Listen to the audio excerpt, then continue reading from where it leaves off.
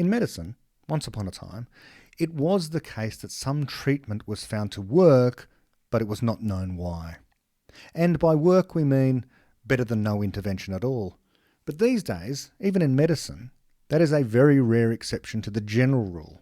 There are entire fields of science, from pharmacology to physiology, neurology, and all kinds of carefully practiced and error-corrected surgical interventions, and even where some medicine is used off-label, as we say, there is often a good explanation known by at least some members of the medical community, even if it has not been published.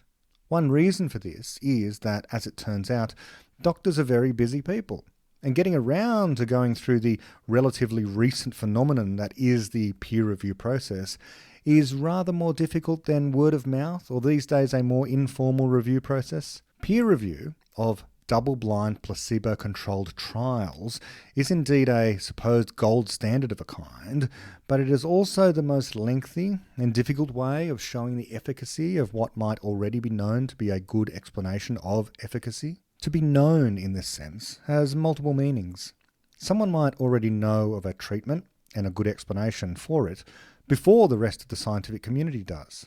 Take, for example, the famous case of, and let me plug Australia here, the Australian doctor Barry Marshall, who had an idea that stomach ulcers were caused by a bacteria and therefore could be cured by antibiotics.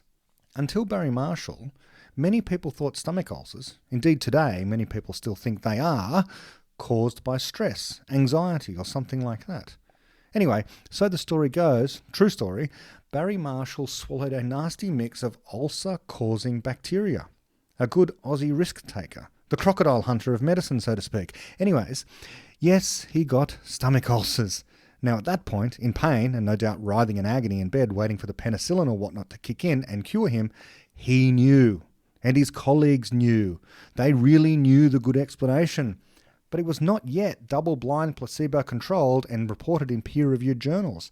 So the wider community did not know, but he knew, and he would have been remiss had he seen a patient the following week and not used antibiotics off-label for anyone who came to see him and who he diagnosed as having stomach ulcers. All he could say was, I know this works. I did it to myself. Stomach ulcers are caused by bacteria and I know how and why, regardless of what the literature does or does not say at the moment. And by the way, he got the Nobel Prize in medicine for that, or physiology, whatever it's called. So much is true of any scientific discovery yet to be published or peer-reviewed. Of course, errors can be made and corrected. But here is the point.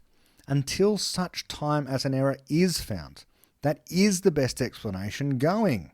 An astrophysicist who detects a wobble in a star 200 light years away over the course of their 3-year PhD and does the appropriate calculations and has them checked by a colleague, knows long before the publication of their thesis, much less the publication in a journal somewhere, much less before any other scientist even bothers, if they ever do, to check the results, that they have found a planet. That is the other thing about some scientific journals.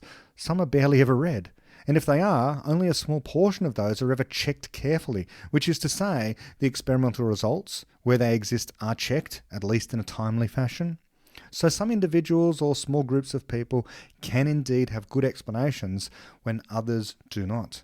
The criticism has happened, not in the way we are supposed to believe it can only happen in science, namely peer review, but rather validly and reliably in the mind of a single person or a small group of people.